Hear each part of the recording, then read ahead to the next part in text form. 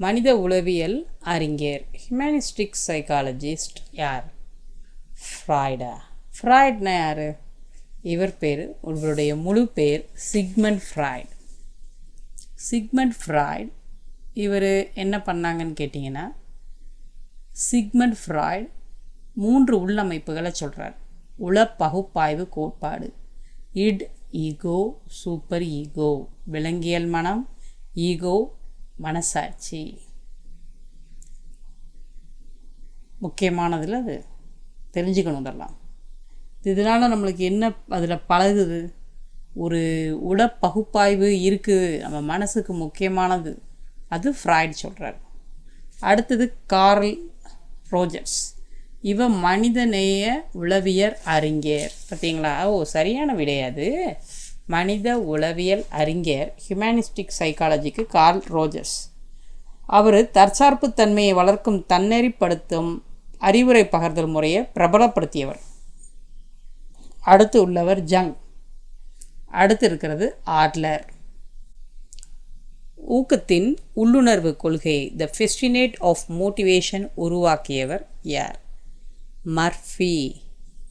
மர்ஃபின்றவர் ஒரு சைக்காலஜிஸ்ட். அப்படி சொல்வோமா? அவரான்னு நம்ம கேட்குறோம், இதில் அவரா? இல்லை. அடுத்தது ஆப்ரஹாம் மாஸ்லோ. தேவைகளின் அடிப்படையில் ஊக்குவித்தல் கோட்பாடு ஊக்கிகளை அமைத்தவர் யார்? Abraham Maslow. அடுத்தது மெக்டுகல். ஒரு பொருளையோ செயலையோ தெளிவாக அறிய செய்யப்படும் முயற்சியை கவனித்தல் என கூறிய கவனித்தல் பற்றிய கருத்தாளர் மெக்டுகோல். கீழ்போர்ட். அவர் ஒருவரது பண்புகளின் தனித்தன்மை வாய்ந்த அமைப்பே ஆளுமை என ஆளுமைக்கு பொருள் கூறியவர். இதற்கு சரியான விடை ஊக்கத்தின் உள்ளுணர்வு கொள்கையை த ஃபெஸ்டினேட் ஆஃப் மோட்டிவேஷனை உருவாக்கியவர் மெக்டுகோல்.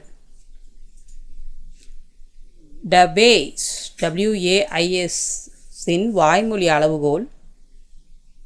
அளவுகோல் வெர்பல் ஸ்கேல் ஆஃப் வேஸ் கொண்டிருப்பது 6 சோதனைகளா, 4 சோதனைகளா, 5 சோதனைகளா அல்லது 8 சோதனைகளா?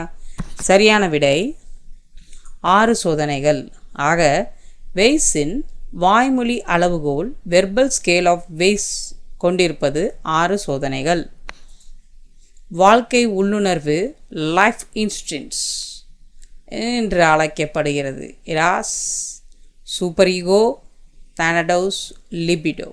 இதில் எது சரியான விடை? இராஸ். குமரப்பருவம் சிக்கலான அமைதியற்ற பருவம். Adolescence is a period of storm and stress என குறிப்பிட்டவர் யார்? Stanley Hall. இப்போ இதுக்கு சரியான விடை ஸ்டான்லி ஹால். கவனமாக என்ன சொல்லியிருக்காரு?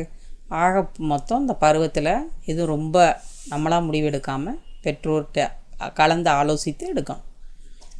சரியா? அடுத்து இருக்கிறவங்க பியாஜே. பியாஜே இங்கே என்ன சொல்கிறாங்க? கற்றல் ஒரு அறிவு சார்ந்த செயல் அப்படி சொல்கிறாங்க. ப்ரூனர் என்ன சொல்கிறாரு? உட்காட்சியும் நுண்ணறிவும் கற்றலில் முக்கியமான பங்கு வகிக்கிறன்றாங்க. இந்த பியாஜே, ப்ரூனர் இவங்க 2 பேருமே இந்த வாக்கியத்தை சொல்கிறாங்க. கற்றல் ஒரு அறிவு சார்ந்த செயல், உட்காட்சியும் நுண்ணறிவும் கற்றலில் முக்கிய பங்கு வகிக்கிறன அப்படின்னு சொல்கிறாங்க. கடைசி இது எவனும் இல்லை. சரியான விடை ஸ்டான்லி ஹால். கருவிசார் ஆக்க நிலையுறுத்தினை இன்ஸ்ட்ருமெண்டல் கண்டிஷனிங் கண்டறிந்தவர் யார்? கோஹ்லர். கோஹ்லர் என்ன சொல்லியிருக்காங்க?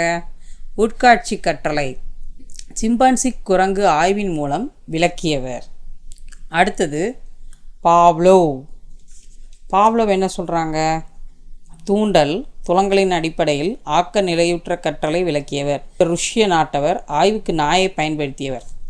ஸ்கின்னர் தனிச்சையாக எழும் துலங்களை சார்ந்த ஆக்க நிலையுறுத்தலை ஆய்வின் மூலம் விளக்கியவர். வெள்ளி எல்லைகளை கொண்டு ஆய்ந்த ஆய்வாளர். கருவிசார் ஆக்க நிலையுற்றை கற்றலை விளக்கியவர். அடுத்தது தார்ண்டக். சமூக நுண்ணறிவு, கருத்தியல் நுண்ணறிவு, பொறியியல் சார்ந்த நுண்ணறிவு என நுண்ணறிவு 3 வகையாக பிரித்து விளக்கம் தந்தவர். இப்போ இதுக்கு சரியான விடை யார்? ஸ்கின்னர். கருவிசார் ஆக்க நிலையுறுத்தினை இன்ஸ்ட்ருமெண்டல் கண்டிஷனை கண்டறிந்தவர் யார்? ஸ்கின்னர். தூண்டல் துலங்கல் இணைப்பு கற்றலை எஸ்ஆர் லேர்னிங் கொண்டு வந்தவர் யார்? கோஹலர் என்ன சொல்லியிருக்காங்க?